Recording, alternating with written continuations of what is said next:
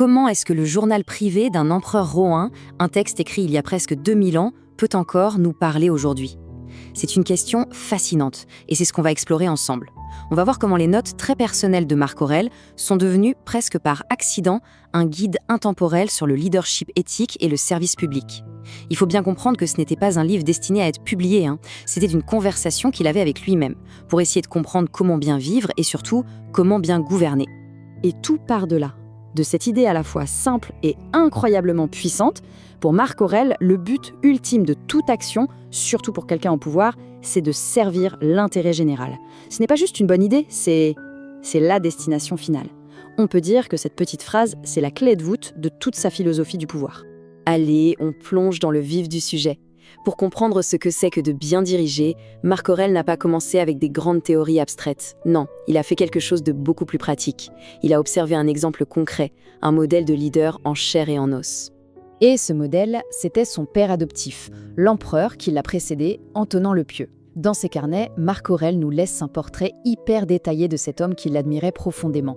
Il voyait en lui l'incarnation parfaite du souverain idéal. C'est devenu, en quelque sorte, son propre plan directeur pour apprendre à devenir un bon leader.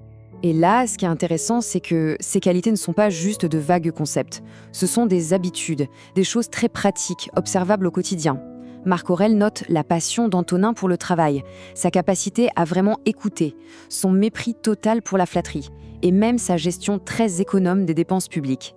Pour lui, c'est clair, un grand leadership, ça se construit dans les actions de tous les jours. Bon, après le modèle extérieur, on passe maintenant au travail intérieur, parce que Marc Aurèle en était convaincu. Avant de pouvoir diriger les autres, un leader doit d'abord apprendre à se maîtriser lui-même. C'est tout le concept de la citadelle intérieure. Et ça, c'est la question fondamentale, n'est-ce pas ? Face aux pressions constantes, aux critiques, aux crises, à la flatterie, comment une personne en position de pouvoir peut-elle rester stable, juste et sereine ? C'est un défi qui, lui, n'a pas pris une ride. Et voilà la réponse de Marc Aurèle. Le refuge ultime, ce n'est pas un palais, ce n'est pas une retraite à la campagne. C'est à l'intérieur de notre propre esprit. Il explique que cette capacité à se retirer en soi-même est la source d'une parfaite quiétude. Et le but, ce n'est pas de fuir le monde, au contraire, c'est d'y retourner avec plus de force et de clarté. Le cœur de cette idée, c'est ce qu'il appelle le principe directeur ou le génie qui est en nous. C'est un concept central chez les stoïciens. En gros, c'est cette part de nous, notre capacité à raisonner, qui ne peut jamais être atteinte par le chaos extérieur. C'est ça, la forteresse intérieure, d'où un leader peut tirer sa force et sa clarté de jugement, quoi qu'il arrive. Alors, voyons comment tout ça se met en pratique, parce que cette force intérieure, ce n'est pas une fin en soi. Son but ultime, c'est de permettre d'agir de manière juste et efficace dans le monde.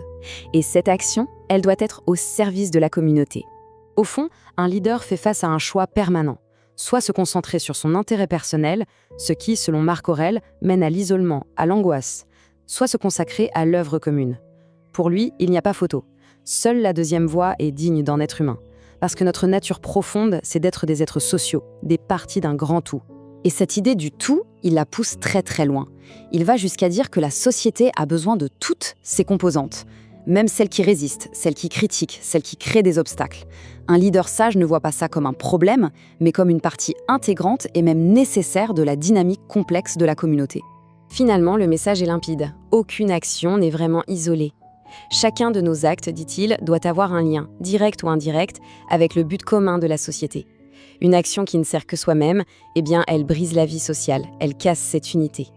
On arrive maintenant au dernier élément clé de la pensée de Marc Aurèle, un outil puissant, utiliser la réalité de notre propre mortalité pour donner de la clarté et un sens de l'urgence à notre vie et à nos devoirs. Pour illustrer ça, Marc Aurèle fait la liste des plus grands noms de l'histoire romaine, des héros, des conquérants, des empereurs. Et sa conclusion est sans appel, tous finissent par s'effacer.